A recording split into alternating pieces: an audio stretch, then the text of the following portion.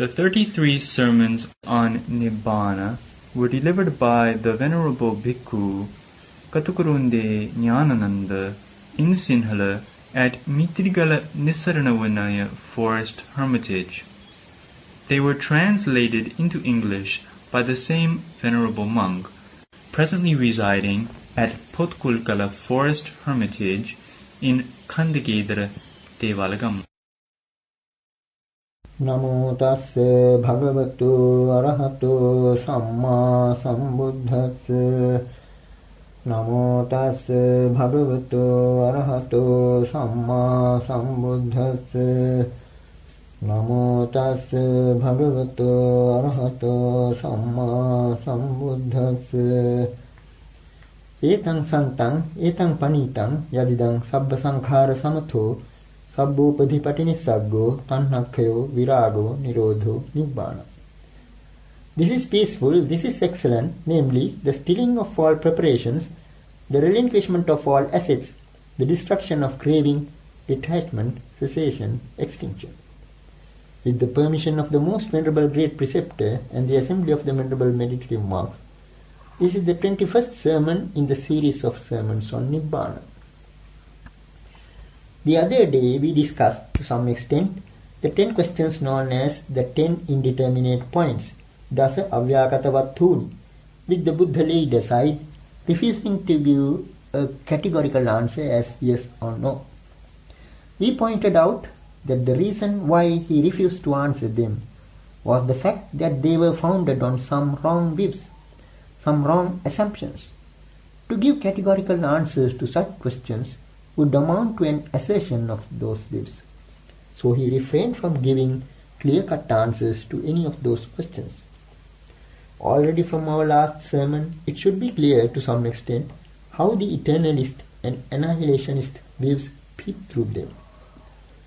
The tetralemma on the after-death state of the Tathagata, which is directly relevant to our theme, also presupposes the validity of those two extreme views.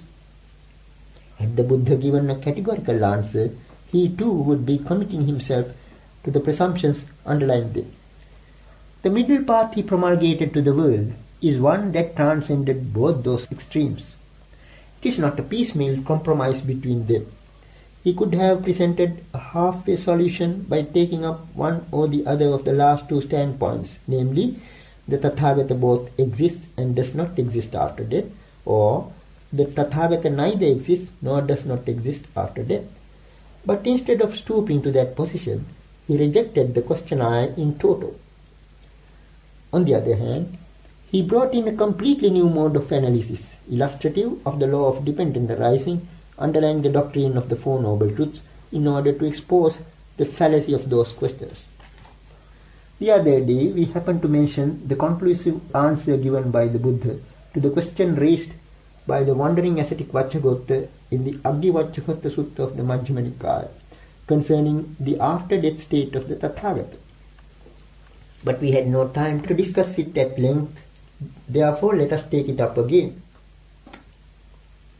When the wandering ascetic Vacchagotta had granted the incongruity of any statement to the effect that the extinguished fire has gone in such and such a direction, and the fact that the term Nibbana is only a reckoning or turn of speech, the Buddha follows it up with the conclusion, Evameva ko vacca yena rupena tathagatang panyapeyamano panyapeya tang rupang tathagatassa pahinang uchinna mulang talavatthukatang anubhavakatang ayating anupada dhamma rupa sankha vimutto ko vacca tathagato gambhiro apameyo duppariyogaho se yathapi mahasamuddo uppajyatiti na upeti na uppajyatiti na upeti uppajyati cha na cha uppajyatiti na upeti neva uppajyati na uppajyatiti na upeti. Even so, vacca, that form by which one designating the Tathagata might designate him, that has been abandoned by him, cut off at the root, made like an uprooted palm tree, made non-existent and incapable of arising again. The Tathagata is free from reckoning in terms of form. Vacca, he is deep, immeasurable and hard to fathom, like the great ocean. To say that he is reborn falls short of a reply, To say that he is not reborn falls short of a reply. To say that he is both reborn and is not reborn falls short of a reply. To say that he is neither reborn nor is not reborn falls short of a reply. As in the case of the aggregate of form, so also with regard to the aggregates of feeling, perception, preparations and consciousness, that is to say, in regard to all the 5 aggregates of grasping, the Buddha made this particular declaration. From this it is clear that in this dispensation the Tathagata cannot be reckoned in terms of any one of the 5 aggregates. The similes reveal to us the state of the Tathagata. The simile of the uprooted tree, for instance. On seeing a palm tree uprooted but somehow left standing, one would mistake it for a growing palm tree. The wordling has a similar notion of the Tathagata. This simile of the tree reminds us of the Isidatta Theragata, which has an allusion to it. Panchakhandha pariññāta titthanti chinna mūlaka dukkhakkhayo anupatto patto me asavakhayo. 5 aggregates now fully understood just stand cut off at their root. Read this suffering's end, extinct for me are influxes. On reaching Arahanthood, one finds oneself in this strange situation. The occurrence of the word Sankha in this connection is particularly significant. This word came up in our discussion of the term Papancha in the context Papancha Sankha and Papancha Sanya Sankha. There we had much to say about the word. It is synonymous with Samanya, appellation, and Panyati, designation. Reckoning, appellation, and designation are synonymous to a great extent. So the concluding statement of the Buddha, already quoted, makes it clear that the Tathagata cannot be reckoned or designated in terms of form. Though he has form, he cannot be reckoned by feeling, though he experiences feeling, nor can he be reckoned by or identified with the aggregates of perceptions, preparations, or consciousness. Now, in order to make a reckoning or designation, there has to be a duality, a dichotomy. We had occasion to touch upon this normative tendency to dichotomize. By way of illustration, we may refer to the fact that even the price of an article can be reckoned so long as there is a vortex between supply and demand. There has to be some kind of vortex between two things for there to be a designation. A vortex, or vata, is an alternation between two things, a cyclic interrelation. A designation can come in only so long as there is such a cyclic process. Now the Tathagata is free from this duality. We have pointed out that the dichotomy between consciousness and name and form is the samsaric vortex. Let us refresh our memory of this vortex by alluding to a quotation from the Udana which we brought up on an earlier occasion. Chinnam vattang navattati esevanto dukkhasya. The whirlpool cut off, worlds no more, this even this is suffering's end. This in fact is a reference to the Arahant. The vortex is between consciousness and name and form. By letting go of name and form and realizing the state of a non-manifestable consciousness, the Arahant has, in this very life, realized the cessation of existence, which amounts to a cessation of suffering as well. Though he continues to live on, he does not grasp any of those aggregates tenaciously. His consciousness does not get attached to name and form. That is why it is said that the vortex turns no more. To highlight this figure of the vortex, we can bring up another significant quotation from the Upadana Parivatta Sutta and the Sattatthana Sutta of the Samyutta Nikaya. Ye suvimutta te kevalino, ye kevalino, vattang tesang natti panyapanaya. Those who are fully released are truly alone, and for them who are truly alone, there is no whirling round for purposes of designation. This statement might sound rather queer. The term Kevali occurs not only in the Samyutta Nikaya, but in the Sutta Nipata as well, with reference to the Arahant. The commentary to the Sutta Nipata, Paramatha Jyotika, gives the following definition to the term when it comes up in the Kasi Bharadvaja Sutta. Sabbaguna paripunnam sabbayoga visanyuttam va. According to the commentator, This term is used for the Arahant in the sense that he is perfect in all virtues, or else that he is released from all bonds. But going by the implications of the word vata associated with it, we may say that the term has a deeper meaning. From the point of view of etymology, the word kevali is suggestive of singularity, full integration, aloofness, and solitude. We spoke of a letting go of name and form. The non-manifestative consciousness released from name and form is indeed symbolic of the Arahant's singularity, wholeness, aloofness, and solitude. In the following verse from the Dhammapada, which we had quoted earlier too, this release from name and form is well depicted. Kodhang jahe vipajahiyamanang sanyojanang sabbamatikkameya tang nam rupasming asajjamanang akinchanang nanupatanti dukkha. Let one put wrath away and conceit abandon and get well beyond all fetters as well, that one untrammeled by name and form, with naught as his own, no pains befall. We came across another significant reference to the same effect in the Magha Sutta of the Sutta Nipada. Yeve asatta vicharanti loke akinchana kevalino yatatta kalena tesu havyang paviche yo brahmano punyapekho yajetha. They who wander unattached in the world, owning naught, aloof, restrained, to them in time let the Brahmin offer that oblation, if merit be his aim. This verse also makes it clear that freedom from ownings and attachment is implicit in the term kevali. It has connotations of full integration and aloofness. The term kevala, therefore, is suggestive of the state of release from that vortex. If, for instance, a vortex in the ocean comes to cease, can one ask where the vortex has gone? It will be like asking where the extinguished fire has gone. One might say that the vortex has joined the ocean, but that too would not be a proper statement to make.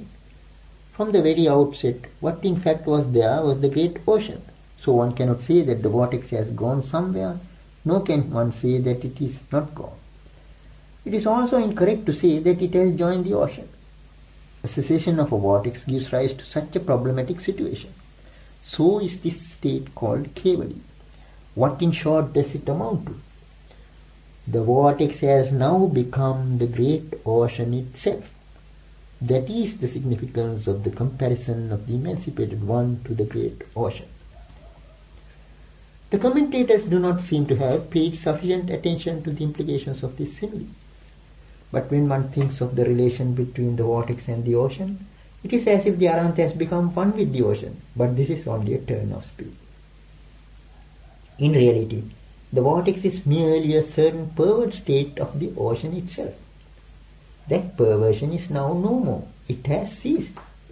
It is because of that perversion that there was a manifestation of suffering. The cessation of suffering could therefore be compared to the cessation of the vortex, leaving only the great ocean as it is. Only so long as there is a whirling vortex can we point out a here and a there. In the vast ocean, boundless as it is, where there is a vortex or an eddy, we can point it out with a here or there. Even so, in the case of the samsaric individual, as long as the whirling round is going on in the form of the vortex, there is a possibility of designation or appellation as so and so. But once the vortex has ceased, there is actually nothing to identify with for purposes of designation. The most one can say about it is to refer to it as the place where a vortex has ceased. Such is the case with the Tathagata too. Freedom from the duality is for him release from the vortex itself. We have explained on a previous occasion how a vortex comes to be. A current of water trying to go against the mainstream, when its attempt is foiled, in clashing with the mainstream, gets thrown off and pushed back, but turns round to go whirling and whirling as a whirlpool. This is not the norm. This is something abnormal. Here is a perversion resulting from an attempt to do the impossible. This is how a thing called a vortex comes to be. The condition of the samsaric being is somewhat similar. What we are taught as the 4 perversions in the Dhamma describe these 4 pervert attitudes of a samsaric being. 1. Perceiving permanence in the impermanent. 2. Perceiving pleasure in the painful. 3. Perceiving beauty in the foul. 4. Perceiving a self in the not self. The samsaric individual tries to forge ahead in existence, misled by these 4 pervert views. The result of that attempt is the vortex between consciousness and name and form, a recurrent process of whirling round and round. Because of this process of whirling round, as in a vortex, there is an unreality about this world. What for us appears as the true and real state of the world, the Buddha declares to be false and unreal. We have already quoted on an earlier occasion the verse from the Dvaitanupassana Sutta of the Sutta Nipata, which clearly illustrates this point. Anattanyattamani passalokang sadevakang nimittang nam rupasmin idang satyanti manyati. Just see the world with all its gods, fancying a self where none exists, and trained in name and form it holds the conceit that this is real. What the world entrained in name and form takes to be real, it seems, is unreal, according to this verse. This idea is reinforced by the following refrain-like phrase in the Uraga Sutta of the Sutta Nipata. Sabbang vitathang idanti nyatva loke, knowing that everything in this world is not such. We have referred to the special significance of the Uraga Sutta on several occasions. That this cause enjoins a giving up of everything, like the sloughing off of a worn-out skin by a serpent.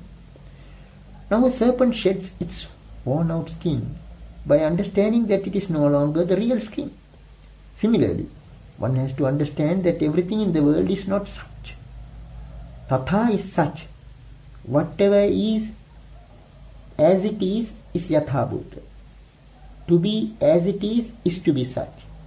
What is not as it is ayatha or vitatha, unsuch or not such, that is to say, unreal. It seems therefore that the vortex whirling between consciousness and name and form in the case of samsaric beings is something not such. It is not the true state of affairs in the world. To be free from this aberration, this unreal state of duality, is to be an arhat. The 3 unskillful mental states of greed, hate and delusion are the outcome of this duality itself. So long as the whirling goes on, there is friction manifesting itself, sometimes as greed and sometimes as hate. Delusion impels and propels both.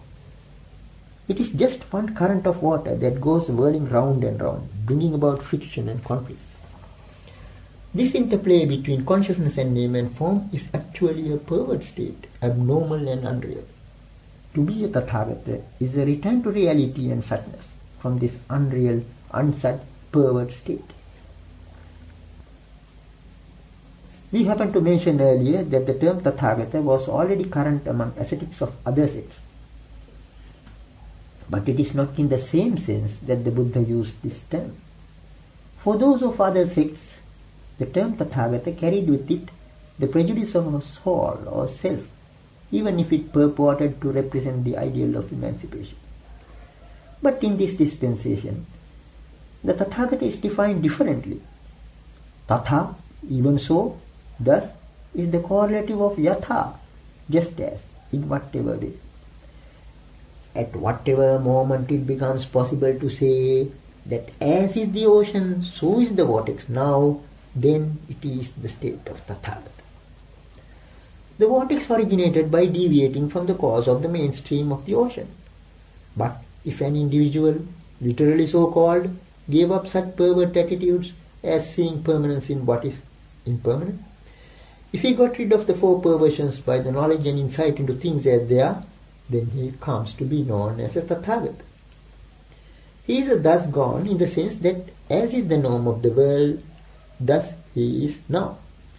There is also an alternative explanation possible, etymologically.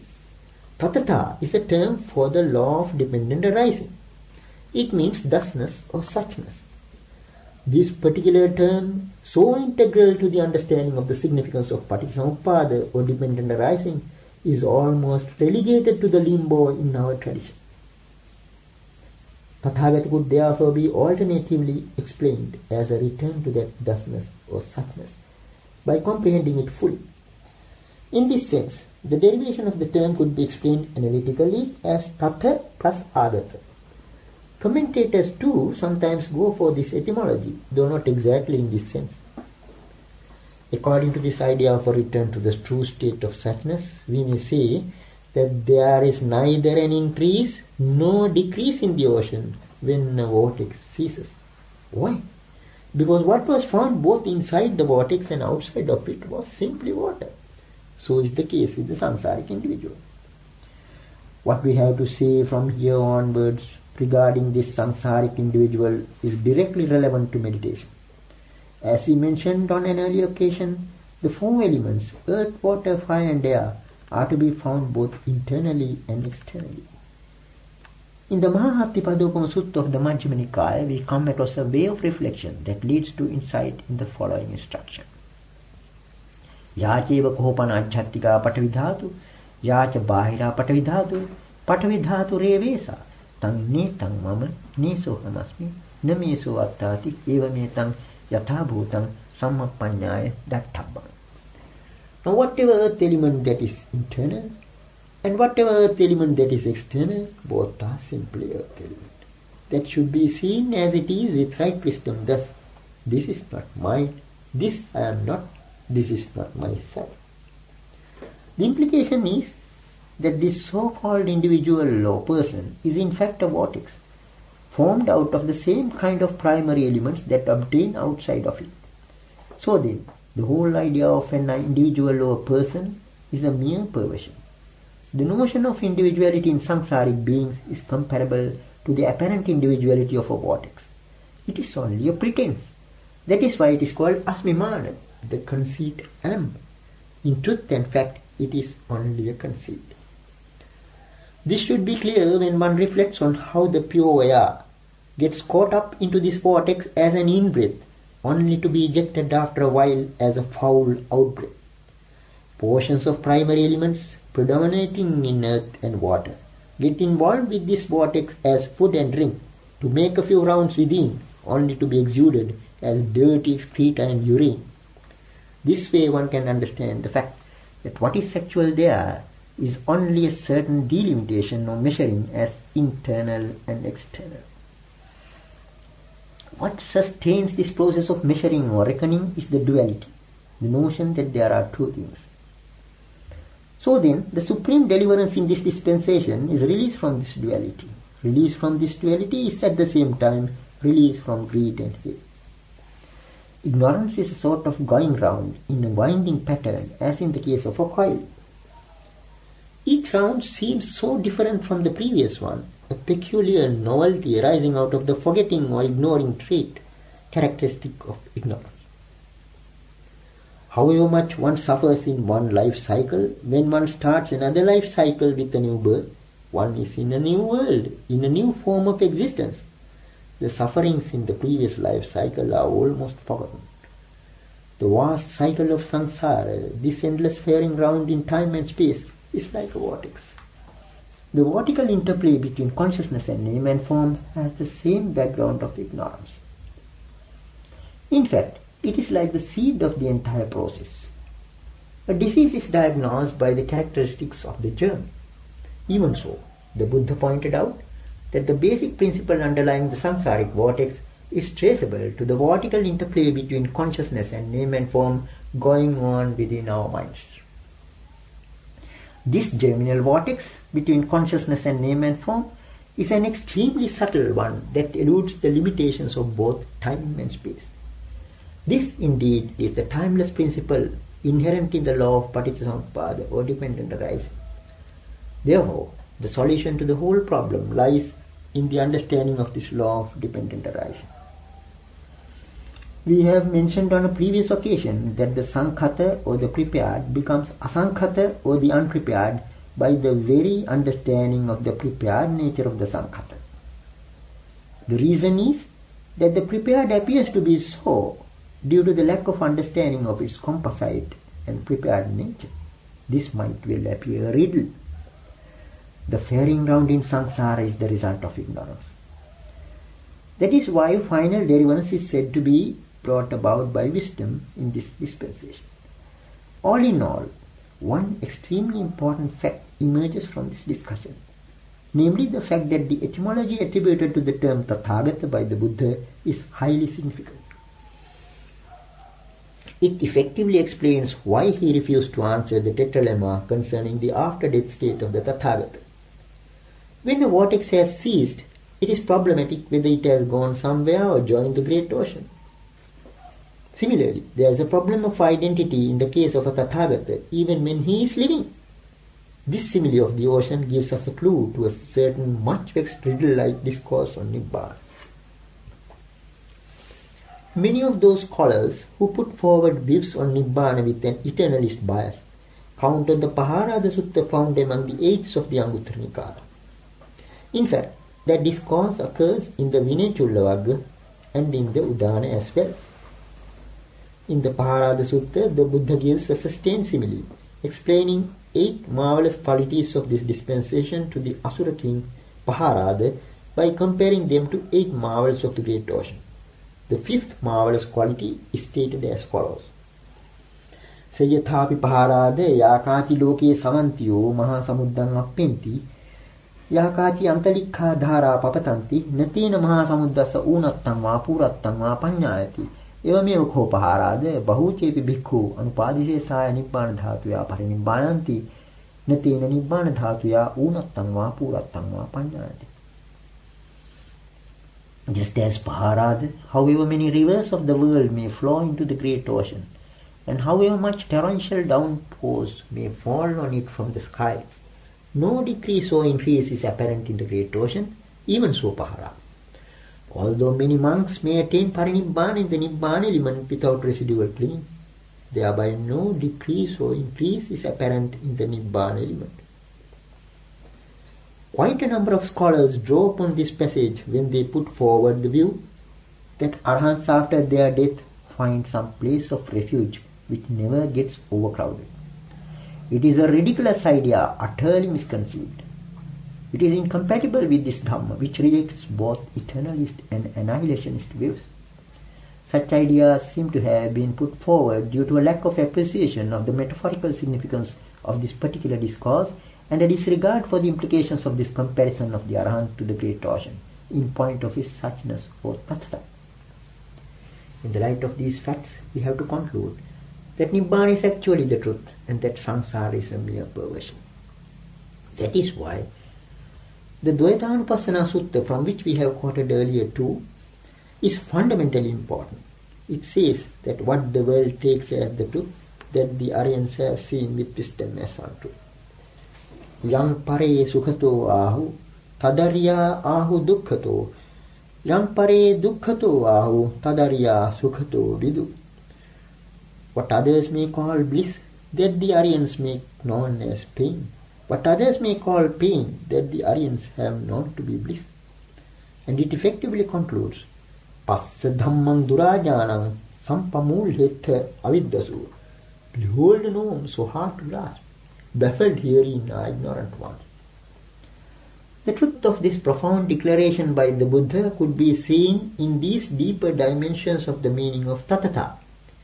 By way of further clarification of what we have already stated about the Tathagata and the mode of answering those questions about his after-death state, we may now take up the Anuradha Sutta of the Samyutta Nikaya, which is of paramount importance in this issue. According to this discourse, when the Buddha was once dwelling in the gabled hall in Vesal, a monk named Anuradha was living in a hut in a jungle close by. One day he was confronted with a situation which shows that even a forest-dwelling monk cannot afford to ignore questions like this.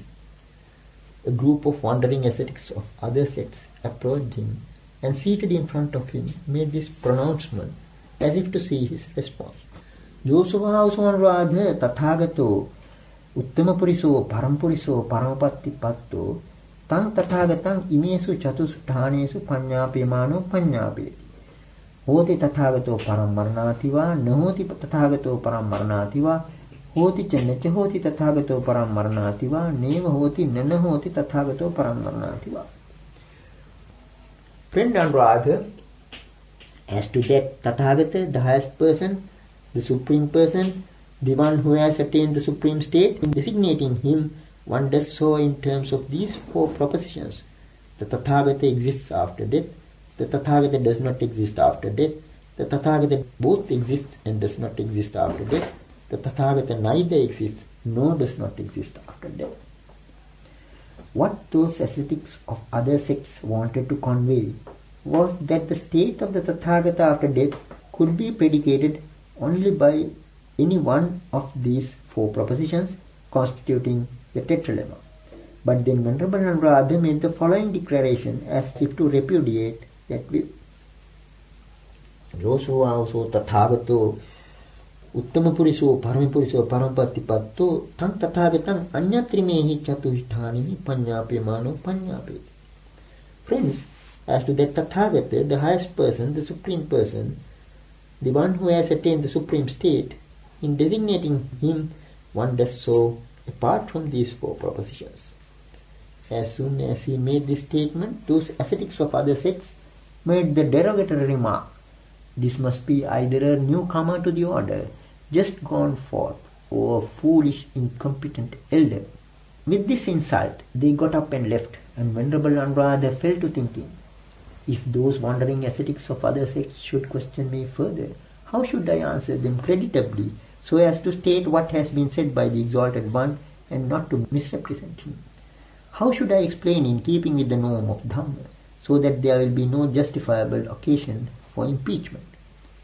With this doubt in mind, he approached the Buddha and related the whole episode. The Buddha, however, instead of giving a short answer, led Venerable Nanananda step by step to an understanding of the Dhamma, catechetically, by a wonderfully graded path. First of all, he convinced Venerable Nanananda of the three characteristics of existence. Tanking manyasi Nanananda, rupang niccang va niccang vati, aniccang bhante. Yang pananiccang dukkhang va sutang sukhang va, dukkhang bhante. Yang pananiccang dukkhang viparinama dhammang kallanutang samanupasitung. Etang mama esu hamasi esu me attat. No hitang bhante. What do you think, Nanananda? Is form permanent or impermanent? Impermanent, Venerable Sir. Is what is impermanent suffering or happiness? Suffering, Venerable Sir. Is what is impermanent suffering and subject to change fit to be regarded thus? This is mine, this is mine, this is myself. No, indeed, Venerable Sir. So also with regard to the other aggregates, the Buddha guided Venerable Nanananda to the correct standpoint of the Dhamma, in this case by 3 steps, and this is the first step. He put aside the problem of the Tathagata for a moment and highlighted the characteristic of not-self out of the 3 signata, thereby convincing Nanananda that what is impermanent suffering and subject to change is not fit to be regarded as self. Now comes the second step, which is more or less a reflection leading to insight.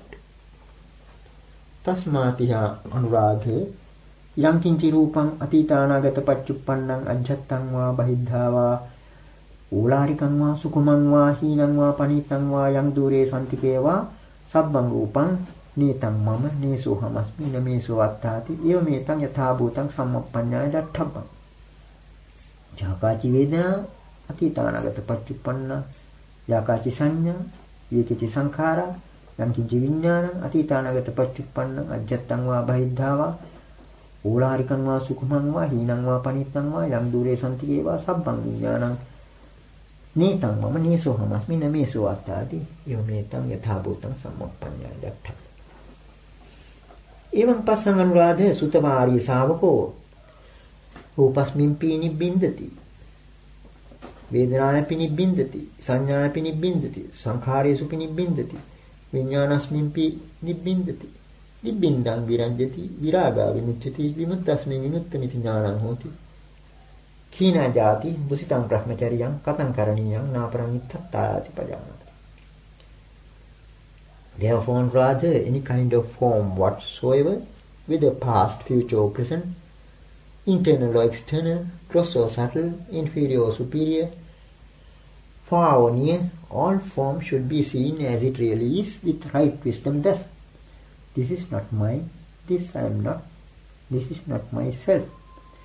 Any kind of feeling whatsoever, whether past, future or present, any kind of perception, any kind of preparations, any kind of consciousness whatsoever, whether past, future or present, internal or external, gross or subtle, inferior or superior, far or near, all consciousness should be seen as it really is, with right wisdom thus: this is not mine, this I am not, this is not myself.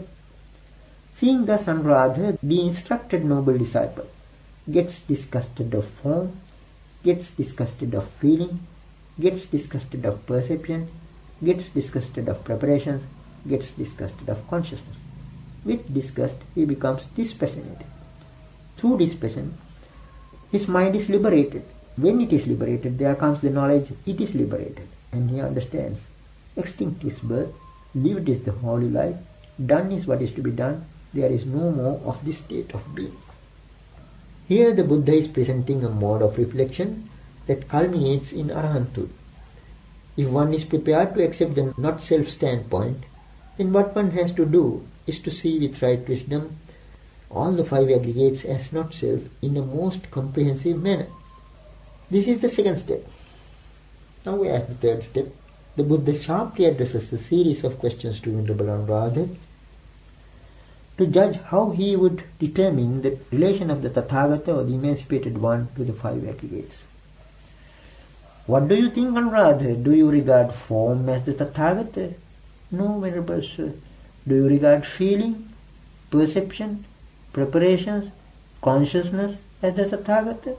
No, Venerable Sir. What do you think, Anuradha? Do you regard the Tathagata as in form? No, Venerable Sir. Do you regard the Tathagata as apart from form? No, Venerable Sir. Do you regard the Tathagata as in feeling? No, Venerable Sir. Do you regard the Tathagata as apart from feeling? No, Venerable Sir. Do you regard the Tathagata as in perception? No, Venerable Sir. Do you regard the Tathagata as apart from perception? No, Venerable Sir. Do you regard the Tathagata as in preparations? No, Venerable Sir.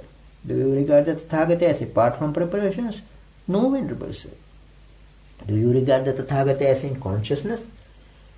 No, Venerable Sir. Do you regard the Tathagata as apart from consciousness? No, Venerable Sir. What do you think, Anuradha? Do you regard the Tathagata as one who is without form, without feeling, without perception, without preparations, without consciousness? No, Venerable Sir. When Venerable Anuradha gives negative answers to all these four modes of questions, the Buddha draws the inevitable conclusion that accords with the Dhamma.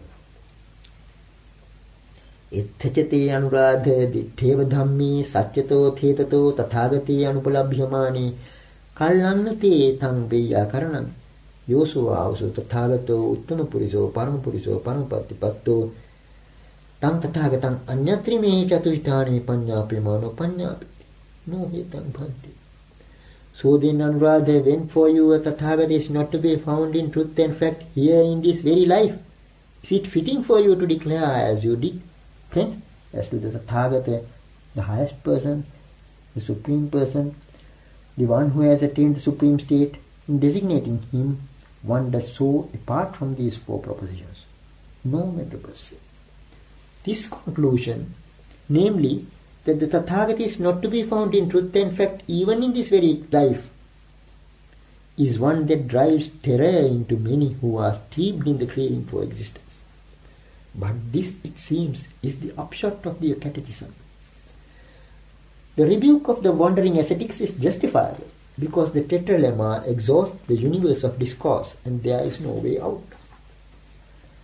The Buddha's reproof of Anuradha amounts to an admission that even here and now the Tathagata does not exist in truth and fact, not to speak of his condition hereafter.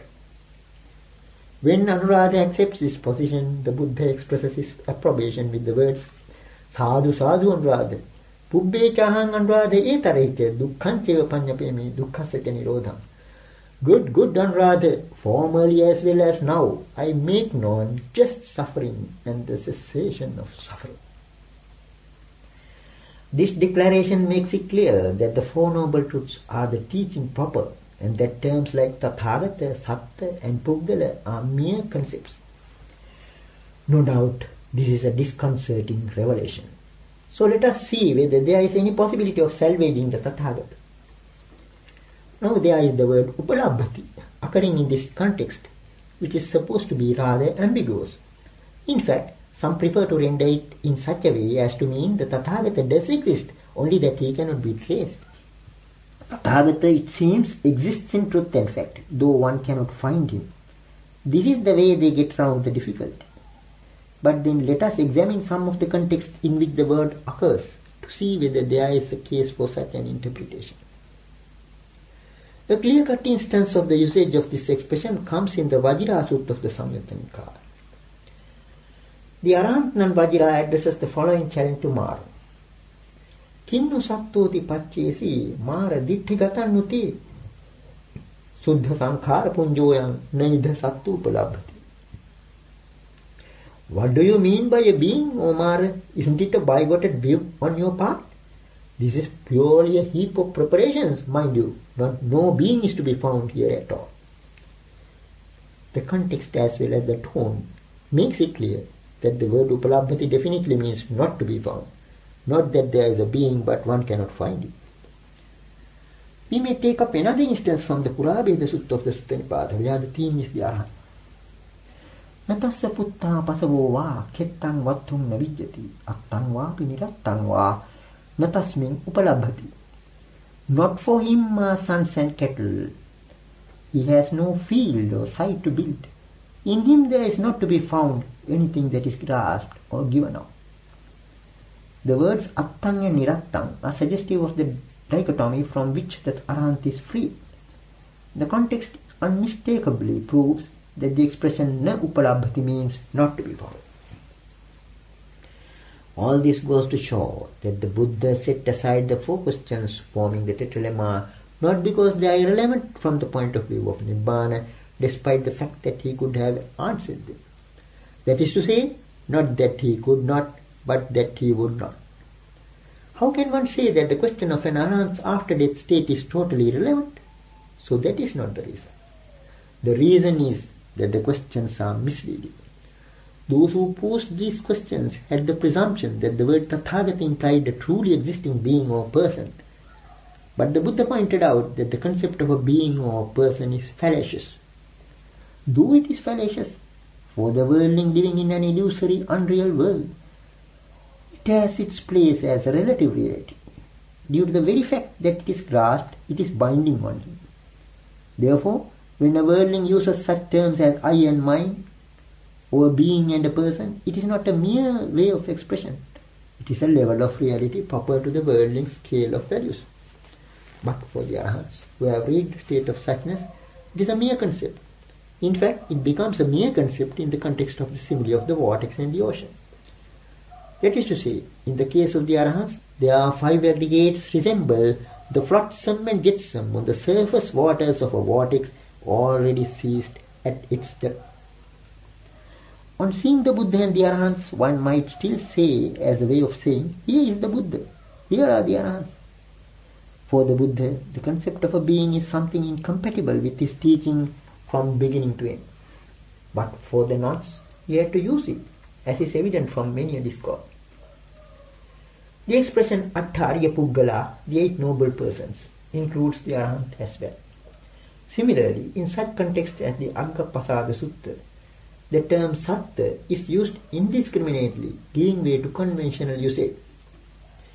Yavata bhikkhave satta apadava dipadava chatuppadava bahuppadava rupino va sanjino va asanjino va neva sanjina sanjino va tathagato tesam angamakkayati araham samma sambuddho. Monks, whatever kinds of beings there be, whether footless or two-footed or four-footed or many-footed, with form or formless, percipient or non-percipient, or neither percipient nor non-percipient, among them the Tathagata, worthy and fully awakened, is called supreme. Although the term Satta occurs here, it is only by way of worldly parlance. In truth and fact, however, there is no being as such. In a previous sermon we happened to mention a new etymology given by the Buddha to the term Loka or world. In the same way he advanced a new etymology for the term Satta. As mentioned in the Radha Samyutta of the Samyutta Nikaya, Venerable Radha once posed the following question to the Buddha. Satto sattoti bhante uchyati, kittavatanuko bhante sattoti uchyati. Venerable Sir, it is said a being. To what extent can one be called a being? Then the Buddha explains. Rupe, Vedanaya, Sanyaya, Sankharesu, Vijnane, ko radha, yo chando, yo rago, ya nandi, ya tanha, tatra satto, tatra visatto, tasma sattoti uchyati. Rather, that desire, that lust, that delight, that craving in form, feeling, perception, preparation, consciousness, with which one is attached and thoroughly attached to it, therefore is one called a being. Here the Buddha is punning on the word sat, which has two meanings, a being and the one attached. The etymology attributed to that word by the Buddha brings out in sharp relief the attachment as well, whereas in his redefinition of the term loka, he followed an etymology that stressed the disintegrating nature of the word. Satto visatto, tasma sattoti uchyati. Attached, thoroughly attached, therefore is one called a being. Having given this new definition, the Buddha follows it up with a scintillating simile. Suppose rather some little boys and girls are playing with sand castles. So long as their lust, desire, love, thirst, passion and craving for those things have not gone away, they remain fond of them, they play with them, treat them as their property and call them their own. But when rather those little boys and girls have outgrown that lust, desire, love, thirst, passion and craving for those sand castles, they scatter them with their hands and feet, demolish them, dismantle them and render them unplayable. Now comes the Buddha's admonition based on this simile. Evameva ko radha tumhe rupam, vedanam, sanyam, sankhare, vijnanam, vikirata, vidhamata, vidhamseta, vikiranikam karotha, tanna khyaya patipadyata. Even so, Radha, you all scatter form, feeling, perception, preparations, consciousness, demolish it, dismantle it, and render it unplayable. Practice for the destruction of craving. And then he winds up with that highly significant conclusive remark. Tanha kyohi radha nibbana. For the destruction of craving, radha is nibbana. Dear listeners, it is our sincere wish to make these sermons accessible, free of charge, to all who like to listen to them, because the gift of the Dhamma excels all other gifts. We therefore encourage you to copy these sermons and share them with others,